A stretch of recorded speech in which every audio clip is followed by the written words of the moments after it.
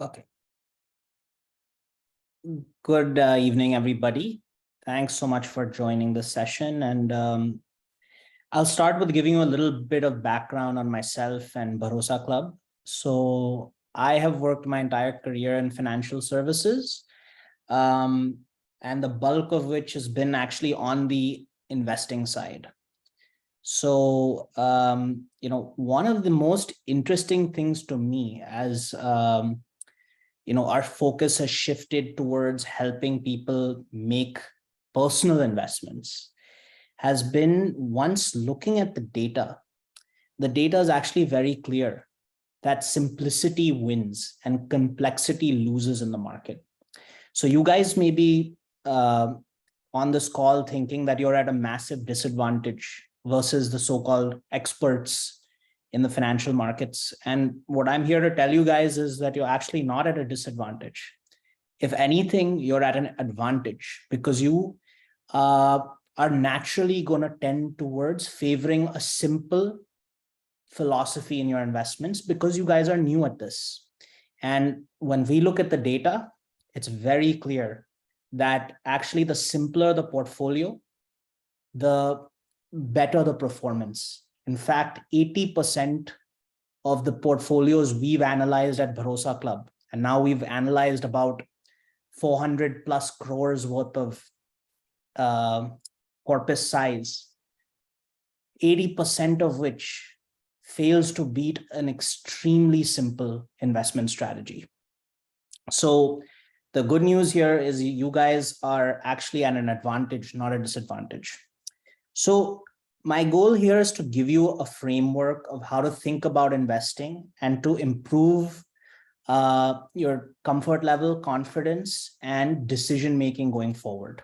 So to start, I want to really focus on asking you a surprisingly simple question that most people, even experts, cannot answer. And I'm curious if you guys have any thoughts as to the answer of this question. So you can type in chat what your thoughts are on this question I'm going to ask you. It's a very simple question. Why is it that we earn a return at all on our money? Like, why is it possible to get a rate of return on the money we're using? Why is someone paying us for that?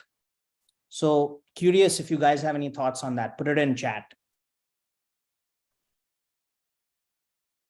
So we'll wait a little while to see if you guys have any thoughts on this. Otherwise, I'll give you the answer, but it'll be more fun if you guys try to give me your thoughts. So Anita, if you can just read out the responses that come. Okay, so there's one answer, which is because they are earning from our money.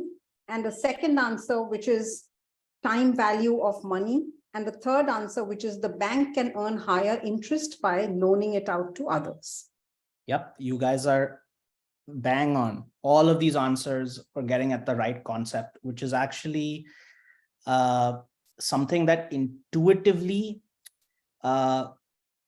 we understand, but the complexity hides this from us, right? Because we tend to get lost in the details and all, but you guys nailed it, which is that the reason you're able to make money on your investments at all is because when you make an investment, you are essentially telling people that I'm willing to park this money for X period of time.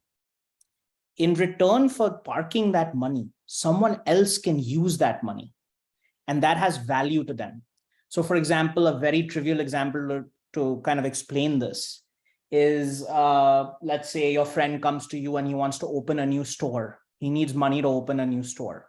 You loan him that money. You don't need that money today. He needs that money today. And for the privilege of using that money today, he's willing to pay you interest on your investments. And the exact same framework holds for every sort of investment, not just for loans, not just for fixed deposits, stocks, bonds, everything is the same. The reason you're able to earn a return at all is because when you are buying a stock, when you are buying a bond, when you are buying a mutual fund that holds all these things, you are essentially parking your money and you're buying it from someone. and that someone needs the money today, and you don't need the money today. So that is why you're getting a rate of return. Now, having that context around why you're earning money is extremely powerful, because it helps you understand how to position your portfolio. When you think about your investment portfolio, you need to first ask the question, I have this excess savings, right? And that's why I'm able to earn money in the market. Now, the question is, for your excess savings, for your entire corpus, the question you need to be asking yourself is, how long am I prepared to hold these excess savings in the market? How long can I leave it untouched? So like when you buy an FD, right? The longer duration FD you buy, the higher rate you get. The same concept holds in all of investing. The longer you're willing to part with your money, the higher rates of return you can look to generate from your investments. And just having that concept in your mind, right, tells you that the first thing you should be doing when you analyze how to invest is figuring out what your holding power is. So this is a concept that we call holding power at Bharosa Club. So if you're able to say, let's say I have a corpus size of 50 lakhs, right? Maybe I want 3 lakhs of that available, maybe let's say not 3 lakhs, maybe 5 lakhs of that available in an emergency, right? I don't know if I'm going to have some medical event, or I may lose my job, or someone may need help in my household. I need that money accessible at short notice. So the holding power of that 5 lakhs of that 50 lakhs is very low. So I should be looking for investments that fit that profile for that 5 lakhs.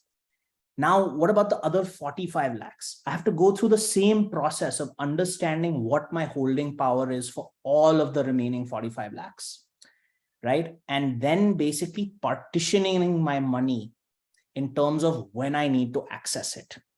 And once you've done that, and if you've done that carefully, you've done 90% of the work required to get a good rate of return. Most people don't do that work. That's the reality. Most people skip that step. And by skipping that step, they're taking enormous risks, because they're either taking the risk that they're not getting paid for their holding power. They're sticking all of that money in a 3-year FD when they can actually hold it for 7 years, 10 years, right? Then they're going to earn a very low rate of return, right? That doesn't reflect the true power that they hold in their portfolio. Or they're doing the reverse. They're taking all that money and buying equities, right?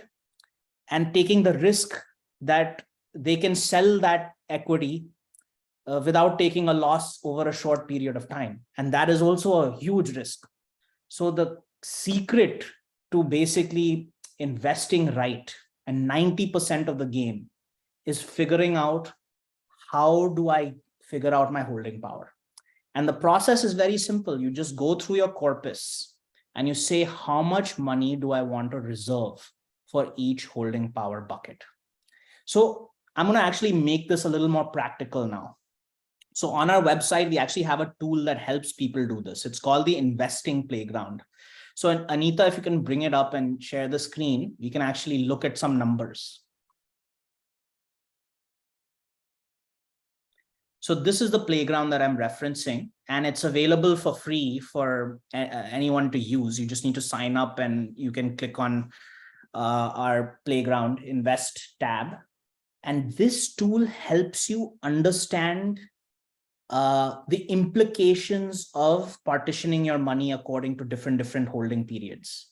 So let's just take a moment to orient the page, because there's a lot of stuff here and I want to make sure that everyone's following along. And feel free to mention in chat if anything's confusing you, I'll clarify. So on the right-hand side of the page, you have buckets for your money. There's emergency, there's 1 to 3 years, 3 to 7 years, and over 7 years. So what do these buckets mean?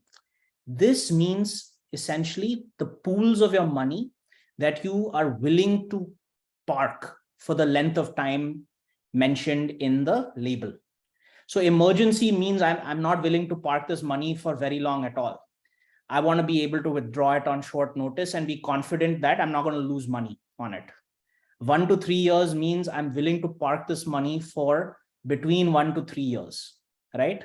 So not a very long period of time, but long enough to earn a better than inflation rate of return, right? So think of this as money that maybe you want to take a big vacation next year, right? So you know you're going to redeem some of your corpus to take that vacation. So this is that kind of money that you want to set aside for near-term expenses. 3 to 7 years are your medium-term expenses. Maybe you're saving up for a house, right? And for the down payment, you're planning to buy that house in 5 years, right? So this is the bucket that's going to capture that kind of money. Whatever's left over is money that you don't need to touch for at least 7 years. And this is your most valuable bucket of money. It is the money where you have the most holding power. You can leave that money untouched, and because you can leave it untouched, you can earn the highest rate of return on that. So let's actually see some of the implications of what I was talking about.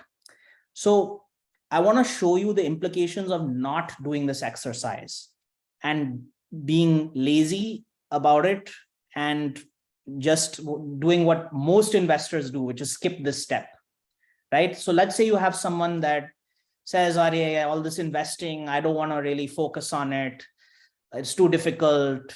I'm just going to keep it safe and put it all in something like FDs, right? So I'm going to put my entire 10 lakhs. Let's say the person has 10 lakhs. And I'm going to stick it in an FD for 10 years, right? So this playground actually allows you to see the implications of your choices. So what we've done here is we've taken 20 plus years of data on a rolling basis and seen what your best case outcome would have been over that 20 years and worst case outcome would have been over those 20 years in terms of your investment performance. So you can see that this person, if they had invested 10 lakhs in very safe money, on average, why don't we click on 10 years, Anita? And they held it for 10 years. That 10 lakhs would have turned into 18.94 lakhs, right? On an average case. That's what that big number in the center represents. And then you can see the details below. They invested 10 lakhs, that turned into 18.94 lakhs. And that gave a rate of return of 6.6%, right? That's IRR. Whenever you hear the term IRR, just think it's your annual average rate of return, okay? There's a lot of jargon in finance, but I'll try and simplify it for you.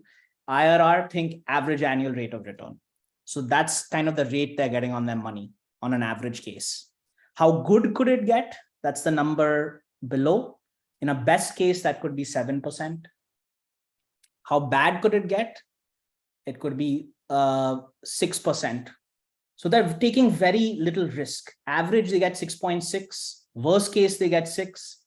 Best case, they get 6.9 based on past data, right?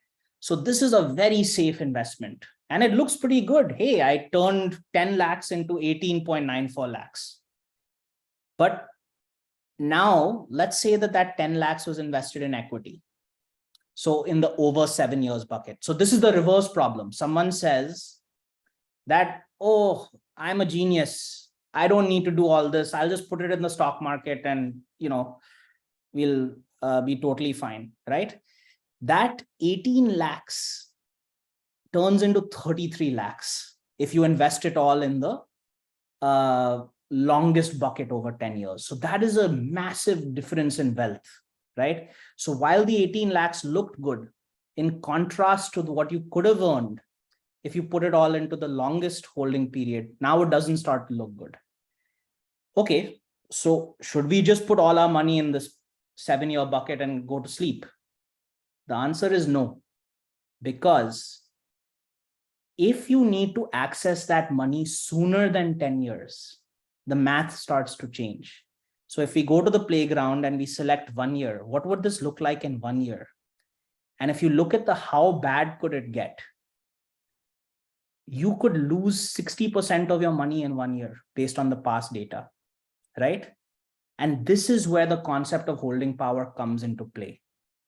As you slide the slider to the right and you hold this money for longer and longer, the worst case scenario doesn't start to look so bad anymore. So the principle at play here is that every asset has its unique characteristics. And if you're going to hold an asset for too short a time or too long a time, you're taking risk. If you're going to hold it for too long a time, you're taking the risk that you're going to earn less than you could. If you hold that asset for too short a time, you're taking a risk that you could lose your shirt.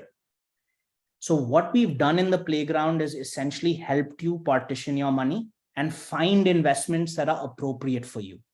So let's say you come up with a bundle that you like, an allocation of your money that you like. We actually give you recommendations of where to start in terms of finding investments. So this is a very good option for new investors to find, get started. Basically, you figure out how long you're prepared to hold your money. You click on view bundle and you see exactly what schemes you need. We recommend you use as starting points for your portfolio. And once you actually create the plan, it will tell you how many units to buy and all of that stuff. Now, just so I'm very clear, Bharosa Club has no conflict at all in this. We make 0 rupees off of any of this, right? The reason we're doing it is to give you clarity and essentially fix what we see as common mistakes that are in the market and help people get started with investing, right? We make our money on complex portfolios and helping people that have gone and made the wrong mistake of making their portfolios too complicated. We help them simplify. So that's where we're making our money, not on people that are starting. So you can trust the advice here. It's general advice, but it's advice that is unbiased. And, it's a really good way for you to get started in thinking about how to invest. So the key takeaways from my initial talk is that understanding your holding power is critical. You must go through that exercise. The playground can be a very good way for you to do that exercise. And then you must understand when investing, how long you should be prepared to hold different kinds of investments. So all you need to do is find investments that match the holding power of your actual corpus. So that's the first topic I wanted to cover. Any questions on holding power? So I'll give a few minutes for questions to come in. Otherwise, I'll move to the next topic. Actually, Sahil, maybe let the questions come in. We'll take the questions later on because people are typically slower to type in the questions. Sure. So the next topic I wanted to cover here was why mutual funds are so good. So there's a lot of temptation to look at things like, for example, direct equities. We always hear about stories of, oh, if you had bought this stock 10 years ago, you would be crorepati 10 times over. And while all of that is true, there are stocks that you would have made 10x your money, 15x your money, 20x your money, you can always find them, right? But it's very easy to find them looking backwards, and it's very difficult to look at them, find them going forwards. And what I would say, having worked in stock picking, is that it is extraordinarily difficult to find winners consistently. And to give you some context, in the hedge fund industry, someone that is right 60% of the time and wrong 40% of the time, which is only slightly better than a coin flip, is considered a genius, like top of the trade.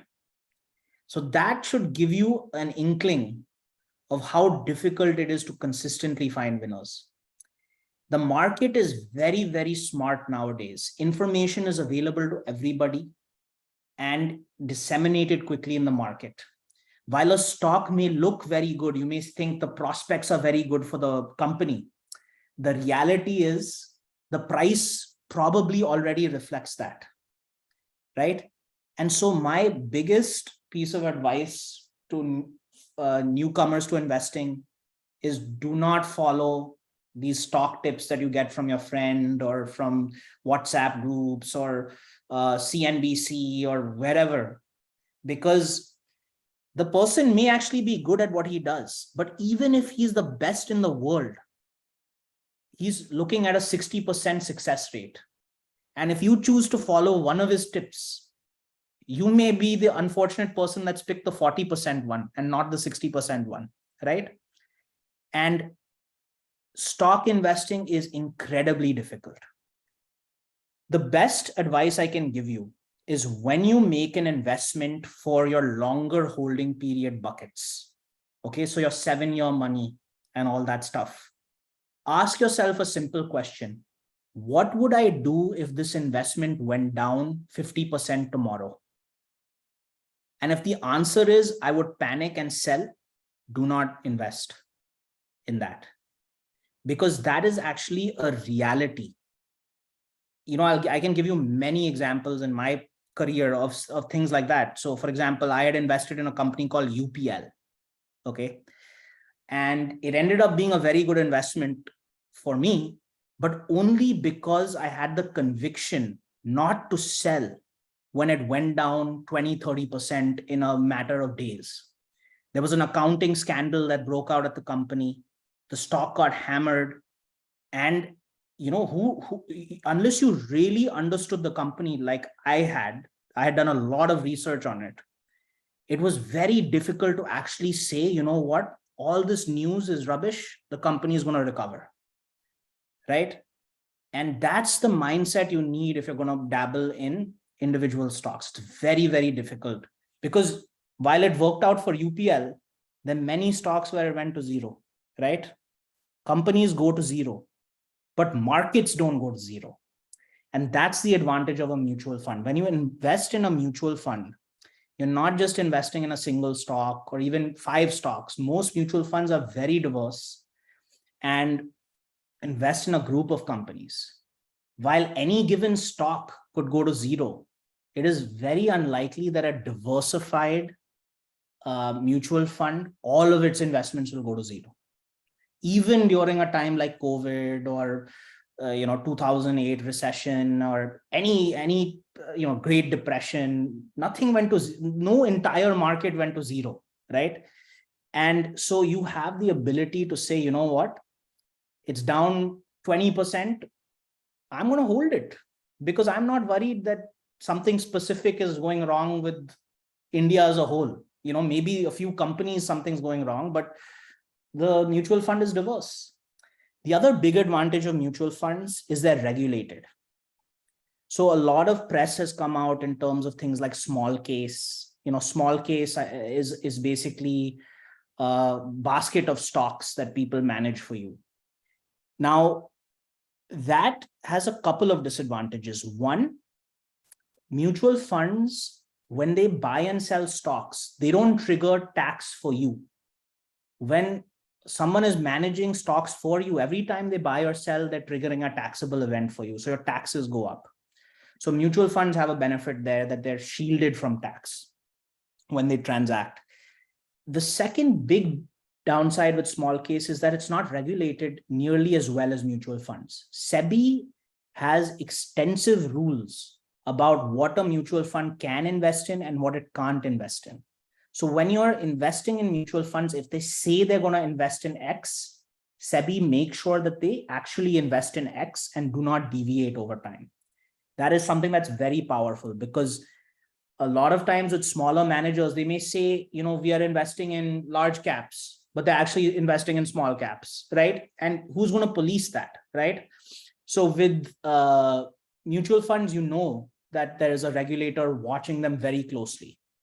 So that's another big advantage on mutual funds. So personally, we are huge fans of mutual funds. and think they're a great asset class. But just because there are good products doesn't mean that they're also not bad products. So that comes to the next topic, which is how to find good mutual funds. My advice for first timers is you keep it simple. And actually, that's our advice for even experts, because our data says that the so-called experts don't actually do better than simple, right? And what does that mean, simple? So when you invest in a mutual fund, you have two choices. You can invest in something called an active fund, or you can invest in something called an index fund. So in our playground, which we showed you earlier, when you click on view bundle, all of our components are passive funds. They are index funds. They only invest in funds that are passive. And what does that mean? So it means that the fund managers are simply trying to replicate benchmarks. So like the Nifty 50, the Nifty 100, these are broad market indices that consist of companies, and all the fund managers are trying to do for you is match that index. So if the index holds Reliance, HDFC, ICICI, Kotak, blah, blah, blah, blah, blah, in certain amounts, the fund manager is going to go and buy those same stocks in the same amount. So what is that strategy trying to do? It's trying to replicate the market, and it's very low cost, because they're not trying to pick stocks. They're just trying to match the market. So if the market gives you 5%, they'll give you 4.9%, because they'll take a little bit of fee for helping you match the market. What is an active strategy? An active fund charges you more. So where an index fund may charge you 10 basis points, so 0.10%, an active fund may charge you as much as 1%, right? So, can be up to 10 times more, right? And what they are essentially telling you is that we will beat the benchmark, right? So where the passive fund is trying to meet the benchmark and give you a return that closely approximates the market, we are going to beat the market. Now, one of the most powerful things that our technology does is it actually goes and sees if the funds you invested actually fulfill their promise. And our data says that most active funds are unable to do that. So in fact, 8 out of 10 large cap funds are unable to beat their benchmark, right? So you have a very low percentage of funds that are actually able to recover their fees when they charge you.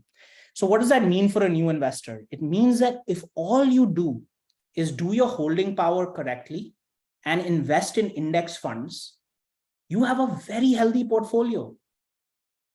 Again, our data says you'll beat 80% of investors just doing that. Don't need to do anything else. I'm not saying that that's necessarily easy. Even doing your holding power correctly requires thought. It requires an investment of your time, but you don't need to be a market expert. And that's the most empowering thing for you guys, is that tune out the noise, tune out, oh, this person bought Bitcoin and made a lot of money. This person bought Dogecoin and made a lot of money. This person bought this small cap stock and made a lot of money.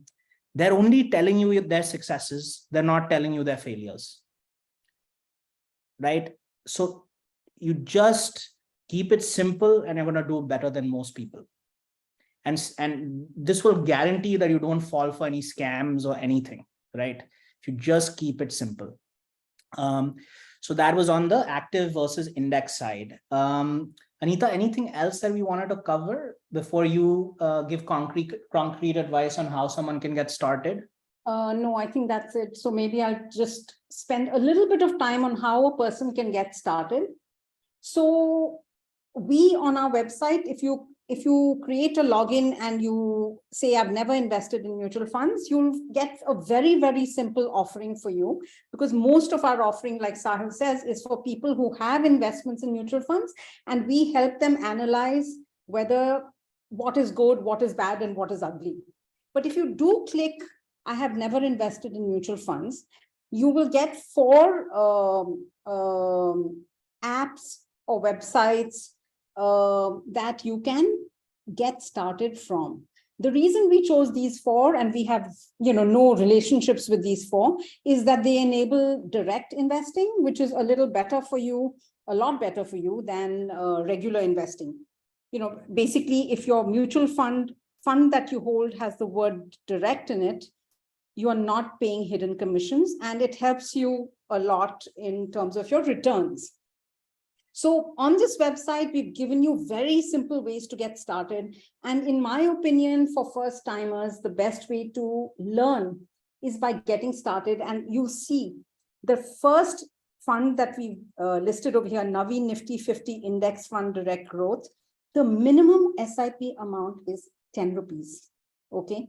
So even for your kids, for your domestic staff, for anybody, if they put in 10 rupees a month for 1 year, they'll have invested 120 rupees, and they will learn much more than any of these sessions that we are holding and stuff. So, the easiest way to learn is to actually get started, play around. If you do create a login into Bharosa, then play with the investment playground, look at the Get Started tab, and get started. So I think. Sorry, what was that? I'm done. Okay. So maybe we can open it up for Q&A. So if you guys have questions on any of the stuff we've covered or anything we've not covered, just feel free to type it in chat and we'll address the questions as they come. So Anita, you want to go through the questions that we've gotten thus far? If any. You're on mute, Anita. I'm going backwards. Radhika asks, how can we trust our relationship managers, and why do they try and push for insurance of types of investments? Hi, Radhika. Very good question. So it sounds like you already have a mutual fund portfolio if you're using an RM. If you do, oh, you're saying specifically with insurance type of investments. Okay.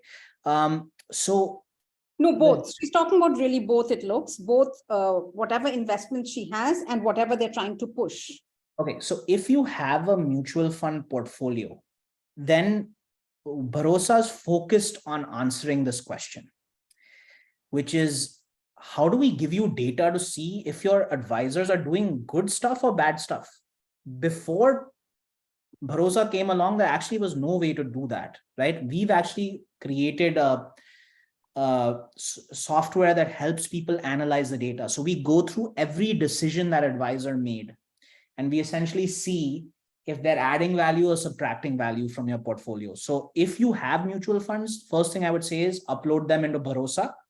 If you're and you will instantly get data on whether they're doing a good job or bad job for you.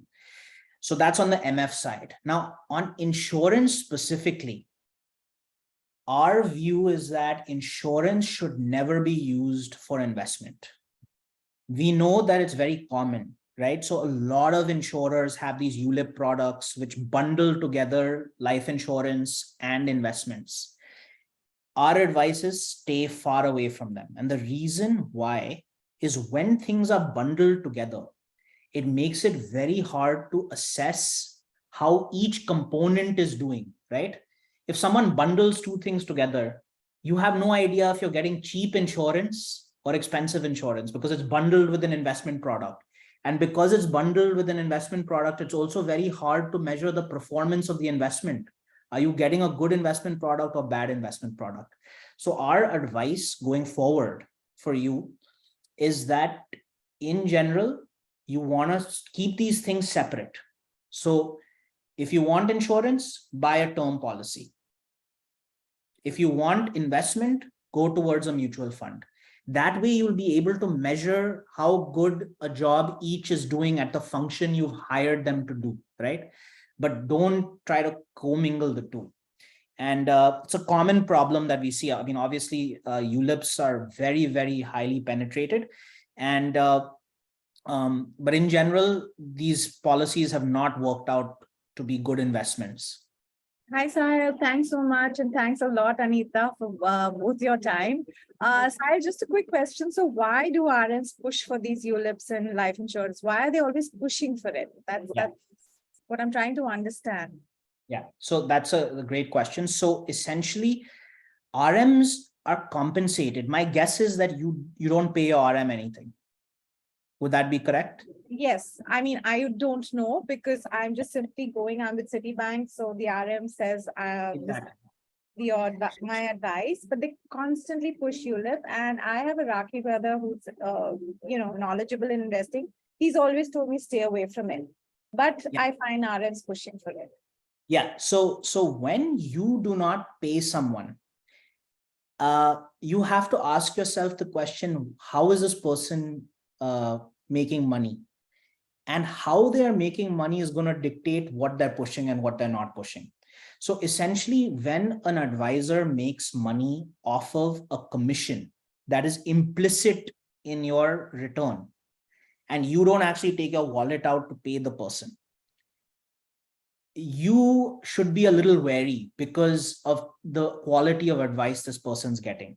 Because they may be the most honorable people on earth. They may be very skilled at what they do, but their bread and butter literally depends on selling certain products to you. So the reason they push these products to you is because they pay the commission that they need, right?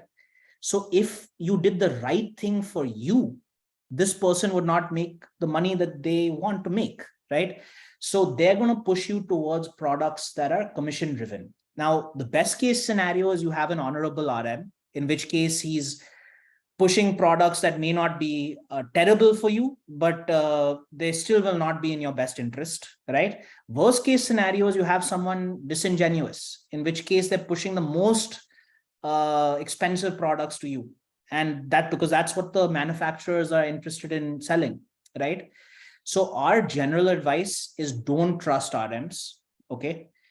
Without data saying you should trust them. Bharosa is a great way to see if your RM is giving you good advice and measure the quality of the advice they're giving.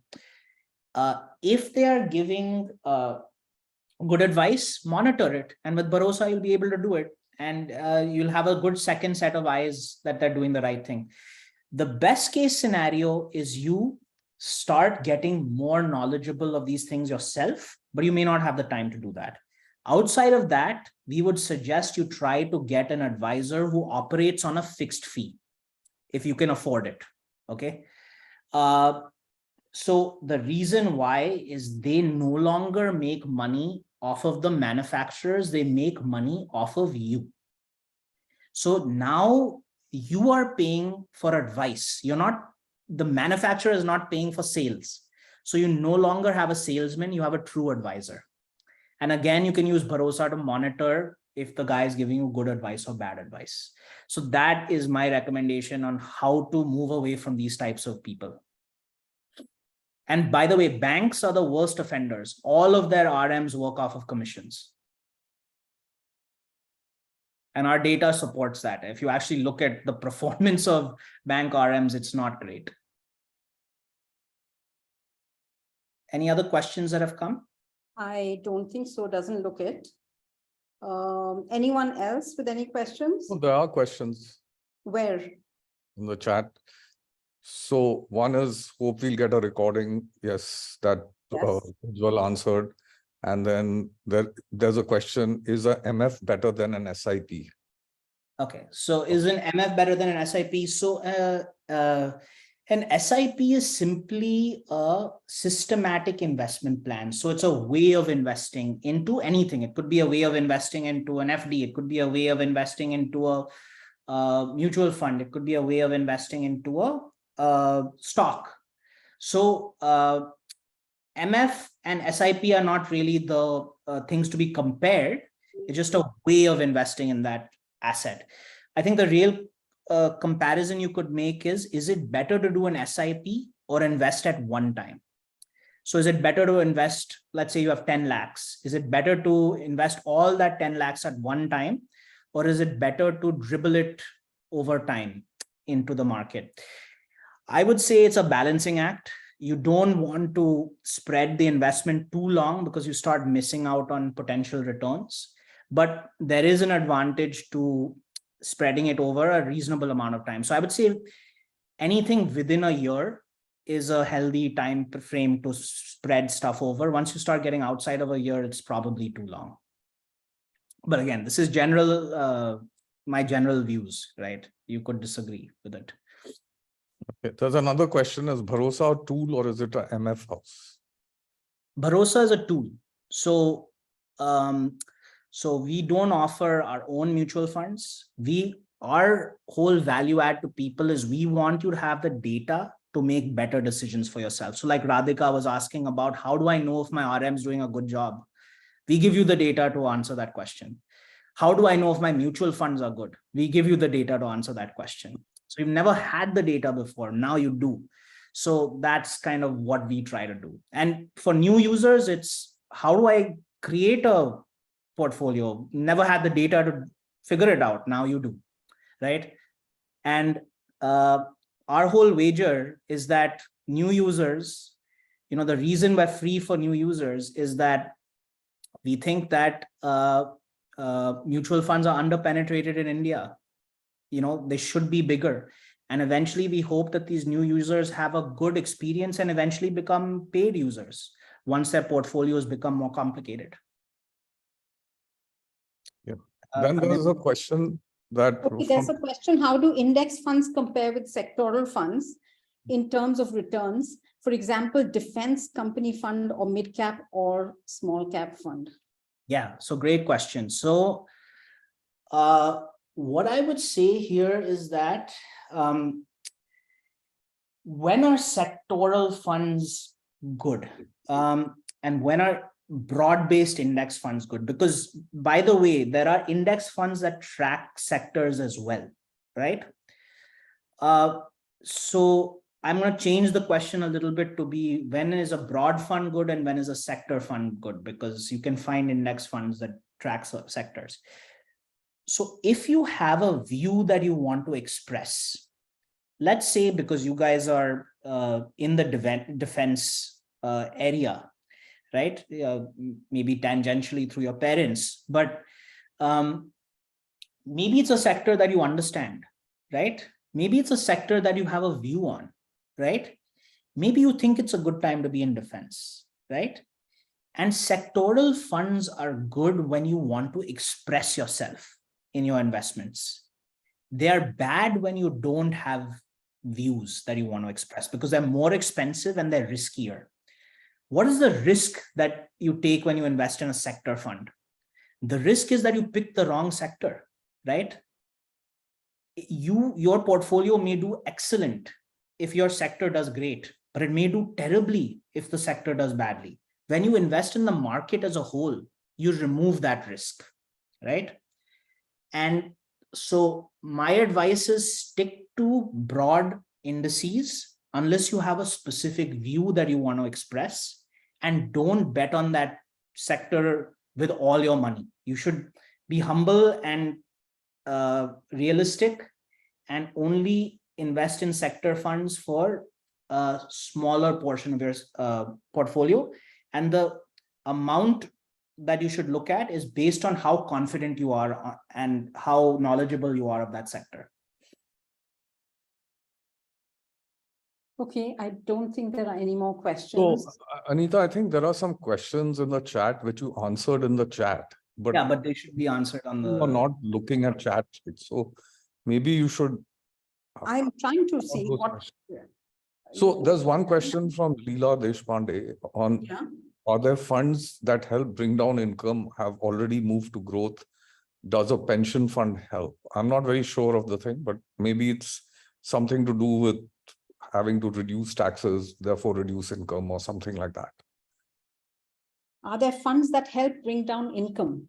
Yeah. Down income. I've Have already bring down income. So I think so as not to What I meant by that was that because of my age, I don't need income. I'm only building it up for my children. Sure. So the more one builds up, the more taxes one pays. So my my advisors are just after me to do something. And I really don't know, what funds, because mutual fund is something I know nothing about. Okay, so it sounds like you don't need a regular income No, from these investments. yeah, So nothing. in general, and we recommend this actually for everybody, you should pick the growth option of mutual funds, I have because done that, but are there funds where, after 5 years, 10 years, my children can collect? I don't need anything. That's what I'm trying to say. Is there something? Leela, all these growth funds are funds that your children can collect. Okay, so the growth yeah. is the only option. Yes, growth, because your choice is dividend option, which you don't want. You don't want No, I dividends don't. coming in. And Yeah. growth is where it doesn't come back to you, which is what you want. So you're Okay. fine with growth options. Okay. There's a question on, do you recommend investing in annuities? Sanjay, do you want to answer this? Okay, yeah. So, in the way annuities work is that they assume that a certain amount of time that they have to pay out the annuity, right? So, and they are conservative because they take life expectancies and things into account. So normally you'll find that if you happen to live like a normal kind of time period, you don't live till 100 or something, then the annuity will not work out very well for you, right? So it's much better to actually park your money in that 1 to 3 year bucket that Sahil was talking about, which is in a category called arbitrage funds. Okay. Sorry? Yeah, so these arbitrage funds, basically they have equity taxation. So after 1 year, you even if you redeem these monies whenever you need them, then you only pay long-term capital gains tax at 10%, and the first 1 lakh you pay 0 tax. So it's a very good way of getting money whenever you need it. And with an annuity, you're in getting a fixed amount, right? Whether you need that in that month or don't need it. Suppose you take a foreign trip, you need more money. So you can withdraw just in time. So yeah, so just to echo this, any product that gives you a fixed return, so a fixed deposit or a annuity in general is basically giving you certainty at the expense of rate of return. They're committing that we'll give you X per year, right? And that's why some people like it. But my advice is that if you do not need that certainty, right, you can do better by not using those products. So, for example, there are 7-year FDs, right? You could manage all of your portfolio just through FDs. But what I would tell you is that that would not maximize what you're getting for your holding power. If you're buying a 7-year FD, you have the ability to stay in the market for 7 years. You would take very low risk by being in an index equity fund, and you would earn much more return. A 7-year FD will pay you something like best case 8%, right? Even that is a stretch, maybe 7.75% or whatnot. Equities can give you 14-15%, over that same time frame with relatively low risk, right? And that's the beauty of being able to hold a diversified fund for a long time. So the specific question on annuity is, if you need the certainty psychologically or in reality, you want it, then by all means you can look at it. But if you're looking to maximize your returns and your payoff, it's very unlikely you'll do well through those kind of products. Okay, there's one question again to do with sectoral, which Ravi has asked. Is my approach to sector So his approach to sector funds is as a long-term investment and to exit only when needed. Is that fine? So I would say that it's good that you're looking at it as a long-term investment, because it is any kind of equity fund is a long-term investment, not a short-term investment, should be a long-term investment. But I would say that it only makes sense, Ravi, if you believe in the sector, or you have reasons to trust someone that you respect that thinks it will do well, or whatever. But at the end of the day, you need to realize that by picking those sector funds, you are essentially betting on those sectors doing better than the market, right? And what I would tell you, again, going back to the 60%, 40%, even the best people are only right 60% of the time, right?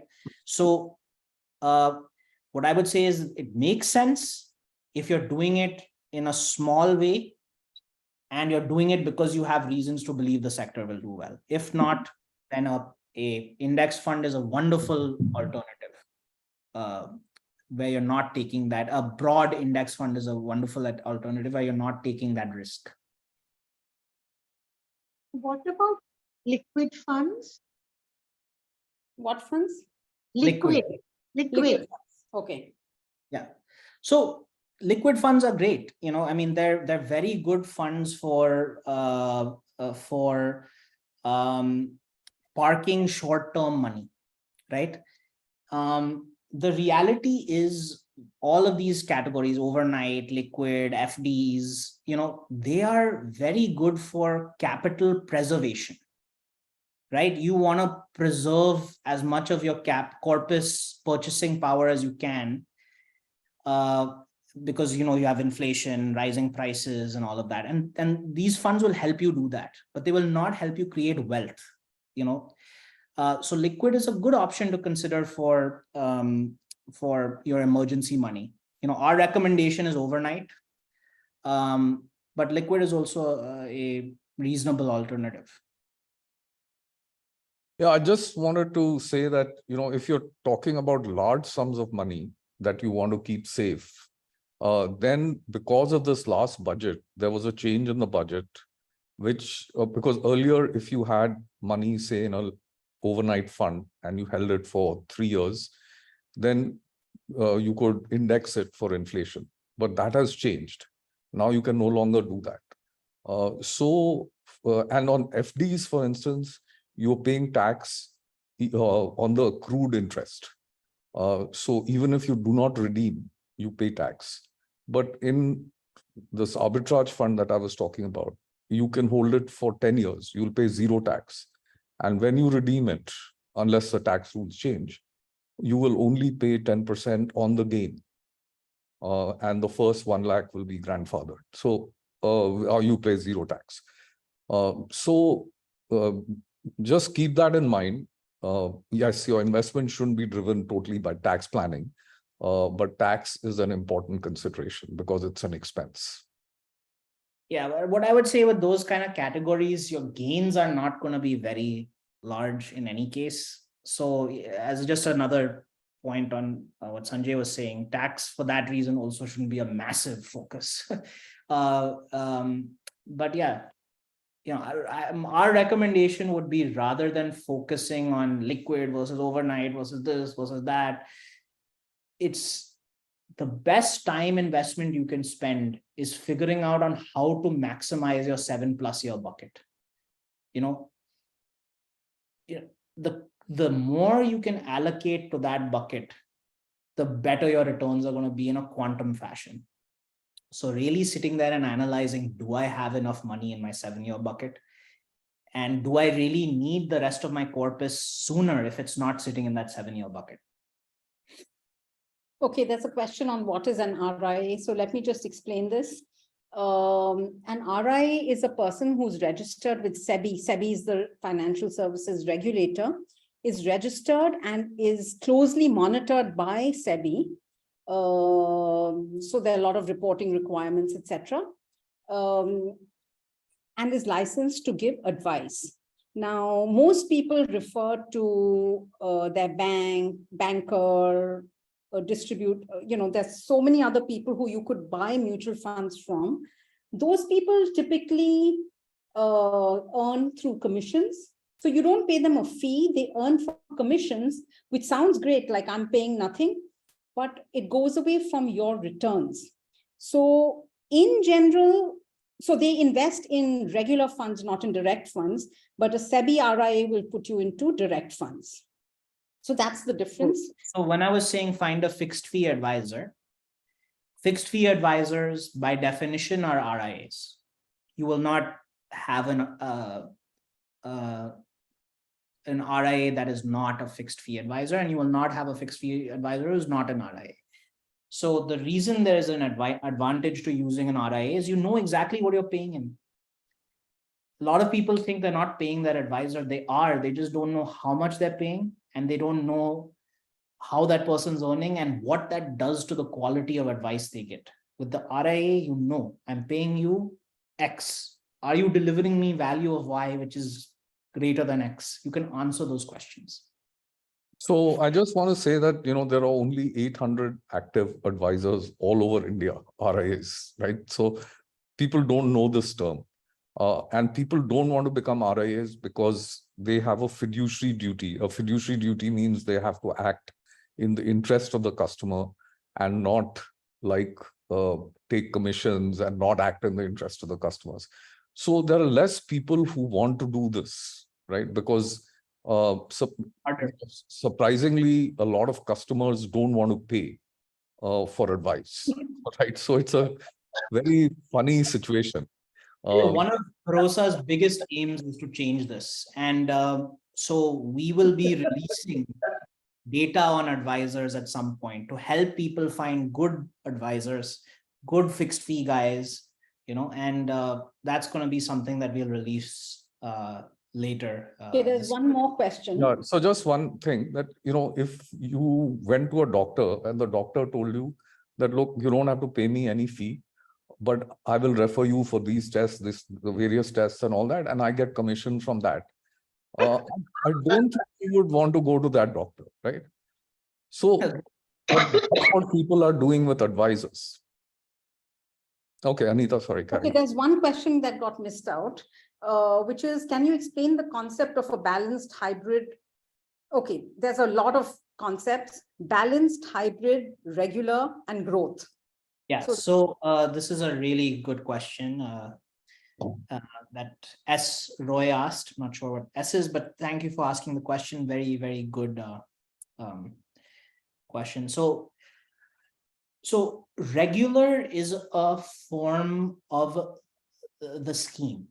So there is a direct version and a regular version of every mutual fund scheme in the market. And the regular version simply means that someone is getting a commission on top of what the mutual fund is charging you ordinarily in the normal course of activity. So essentially that means that this fund likely came in through an advisor that you've used in the past. So that advisor is earning some commission, and that's how they make their money, not from your wallet, but from your return. Now, balanced and hybrid and sectoral and all those thematic, these are categories of mutual funds. So when someone says a balanced fund, what does that mean? So balanced means that 65% of it is in equity and the remaining 35% is in debt. So this type of fund invests partly in equity and partly in debt. Then hybrid means it's maybe a little more in debt, right? So there are all kinds of varieties of mutual funds. And our advice, again, is to keep it simple. Stick to the basic funds. Because what happens when you start going into funds where they start getting you debt exposure and equity exposure in the same fund, what happens is you end up paying an expense that is higher. Because equity tends to be more expensive than debt, and they will charge you an equity expense ratio on even your debt holdings. That being said, they still may make sense for tax reasons, but these are arcane reasons where if you just kept it simple and avoided these funds, you would do just fine. Sticking with the basic kind of funds that are out there. I think we are at the 1 hour mark. So maybe if there are no other questions, maybe you should just ask people if they would like to try Bharosa, because trying Bharosa is free. Yeah, so Arvind Avasti said, I use value research for tracking my funds. So Arvind, great.